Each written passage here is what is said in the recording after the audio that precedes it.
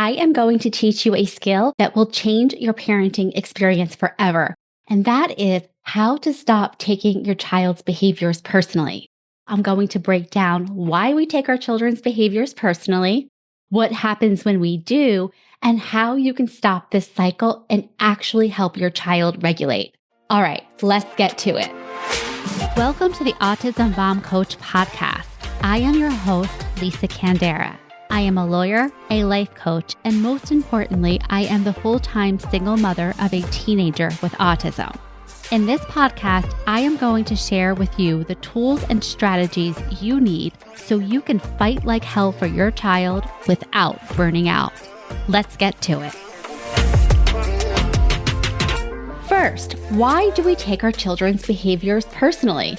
Well, because we love them, because they're our children, because we spend all of our day and all of our night trying to do everything that we can to help them. So when they do something like ignore us or scream at us or call us names, hit, kick, we're going to take it personally. That is a natural, normal reaction. However, the moment this happens, your brain interprets the situation as a danger.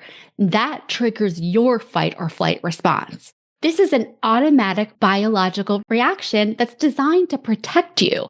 And if your instinct is to fight, you might yell back, demand compliance, resort to punishments, and overreact in a way that feels too harsh. But if you are in a flight mode, you might shut down, you might leave the room, and you might just detach and withdraw completely. Either way, in that split second, your brain is not thinking rationally. It's reacting from stress. It doesn't stop there. Your thoughts start racing and you start layering meaning onto the situation. They don't respect me. They don't love me. Why do they treat me like this? I'm the only person that they treat like this. And these are all examples of you taking the behaviors personally. And the more we focus on these thoughts, the more real they feel. And the more convinced we are that our child's behavior is personal. And once we believe this, our reactions become even more emotional. We lose even more control of the situation, and this can create a vicious cycle. Before I get to how to break the cycle, let's talk about what happens when you take your child's behaviors personally. Well, two things happen. First, you react. We yell back. We lecture, we tell our child that they are rude, they are ungrateful, or they're disrespectful. Or maybe we don't say any of these things out loud, but we say them in our own brains, creating the stress. And as our stress builds, our children know it. They can feel our energy. And even more than that, whatever energy we are feeling, that is the energy that is fueling our actions, our tone of voice, the way we speak to them, our body language. All of those cues of safety that we want to put off to our children aren't there because we are in a fight-flight response. But that's not the only thing, which leads me to the next thing that's happening when we are taking our child's behaviors personally. We're not just reacting, we are co-escalating them. So whenever you meet dysregulation with dysregulation, boom, okay? This means instead of bringing some calm to the situation, you are pouring fuel on the fire by bringing your own stress and frustrated energy to the situation. So let me give you a real life example of this from one of my clients. My client had this situation where she really struggled to have her son listen to her. Whether it was cleaning up his toys, getting ready to bed, he always resisted her. But whenever the BCBA was in the house or dad got home from work and they gave a command, child snapped to attention and they did the thing almost immediately. And then mom is feeling like a complete failure. She actually went to the trouble of recording her interactions with her son because she didn't think anyone believed her based on how the child was acting with other people.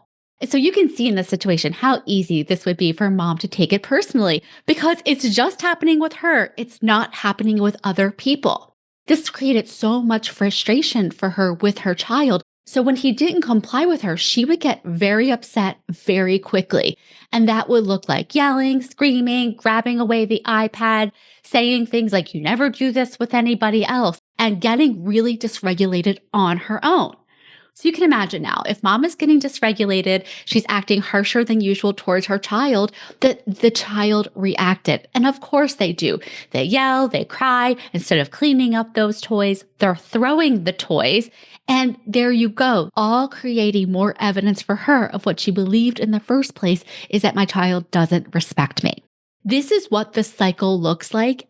I want to give you another example from a parent of a teenage child. In this situation, mom was setting a boundary with respect to bedtime and tablet time, and the child was resisting it. So what did mom do? She turned off the internet connection and tablet time was no more. And the child got so mad. And so what did she do? She yelled, "I hate you. You're the worst. You never let me do anything." Well, this is like at 10 o'clock at night, and my client has put in a full day of work, a full day of caretaking for her child in various aspects. And this was it for her. She was so frustrated. How dare she talk to me that way? I spent all of my waking time and energy trying to support her, trying to make her life better. And she's saying she hates me?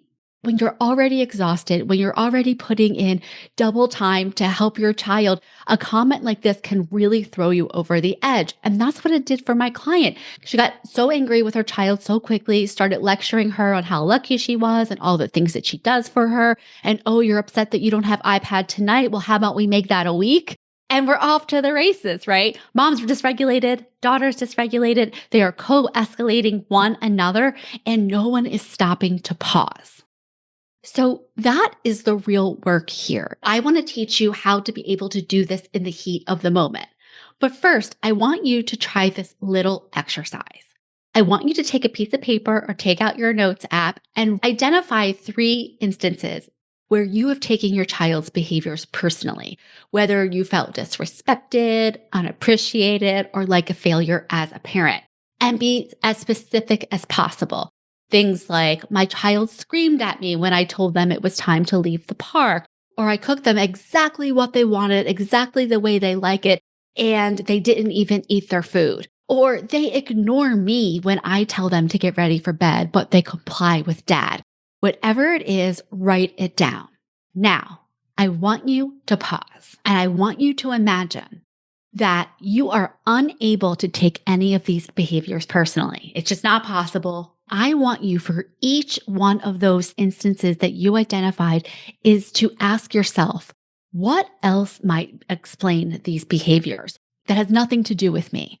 Were they tired? Were they sad? Was it sensory overwhelm? Was it the tipping point after a long day of things going wrong? This was the straw that broke the camel's back. I want you to think deeply about what could have caused this behavior that has nothing to do with you.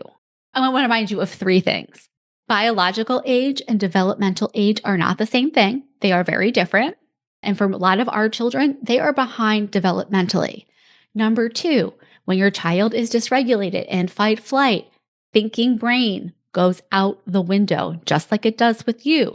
And 3, they are autistic. This means no matter how much progress they have made in life, they still are wired as autistic people who have sensory sensitivities, low frustration tolerance, struggles with executive functioning, struggles with impulsivity, and communication challenges. And even for the children who do speak, when they are dysregulated, any sophisticated kind of speech that they have goes right out the window. And children who have communication difficulties, whether they're nonverbal or not. Remember that all of this influences what's going on inside, all of the things that you can't see. I want you to think of what you're seeing, this meltdown, whatever behavior that they are exhibiting. I want you to see that as the top of the iceberg. The top of the iceberg in what you see has you interpreting their behavior as personal to you. That's why your work right now is to go below that iceberg and to tease out the other factors and the other things that may have been going on in those moments that created that behavior that have nothing to do with you. All right, now that you have identified those examples and investigated them more, and you have a better idea of what was creating that behavior that has nothing to do with you, I want you to take this information and create a couple of go-to sentences, go-to thoughts that you can think about this behavior that have nothing to do with you. Let me give you an example. I'm a full-time single mother to my son with autism, so I do all of the things with him all of the time. When I'm talking to his father about different situations with my son, he's sort of like, I don't know what you're talking about. He doesn't do that with me. That's not a problem with me. And it's really easy for me to get triggered by that because I go to automatically, he doesn't respect me, he doesn't love me, or I'm not doing something right, or I'm doing something wrong. That's how I take it personally. And I needed to decide how I wanted to think about this situation. So I wouldn't constantly be triggered by it and then taking it out on my son in some shape or form.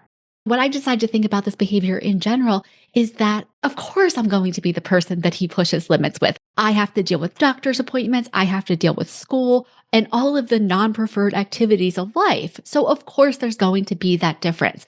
And I needed to remind myself of that over and over because otherwise it was so easy to go into that default reaction of taking it personally and then spinning in my mind about this, getting frustrated and taking it out on my son. I needed to stop that cycle. And the way to stop the cycle started with how I was going to decide to think about this situation. The same thing with my client who struggled with her son complying with her request. Once she was able to step back and stop taking this behavior personally, she was able to uncover such valuable information by just observing how she approached her son with requests or commands versus the BCBA and dad. And sure enough, the BCBA and dad were firm in their request. It sounded like a request, not a question, or that would be nice, or a could you please. And they enforced the request. So knowing that the child was aware of this and knowing that the child knew that if he ignored mom a couple of times, that she would eventually just do it, you can really understand that this had nothing to do with him not loving her or not respecting her. From this information, my client was able to change her approach.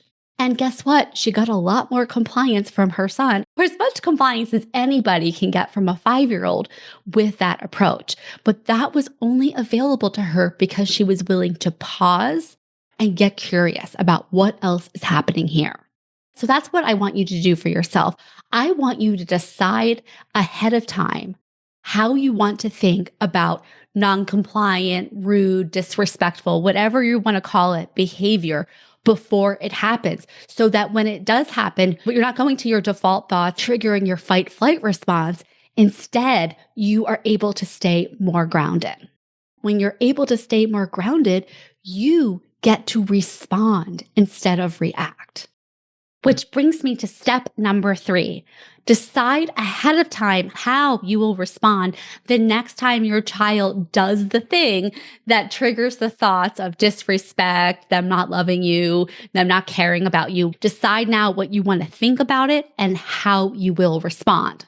This is where your power lies. We cannot control our children. We cannot control the fact that they will do or say things that trigger us, but we can control how we decide to think about it and how we decide to respond to it.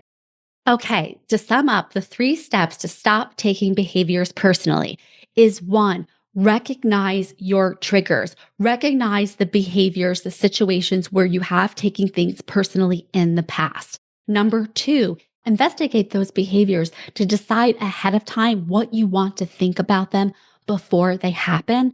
And finally, once you've decided what you want to think about those behaviors, decide ahead of time how you want to respond. This shift will change everything for you. This one shift, changing how you interpret your child's behaviors, will change everything. It will change how you respond. It will change your ability to stay calm.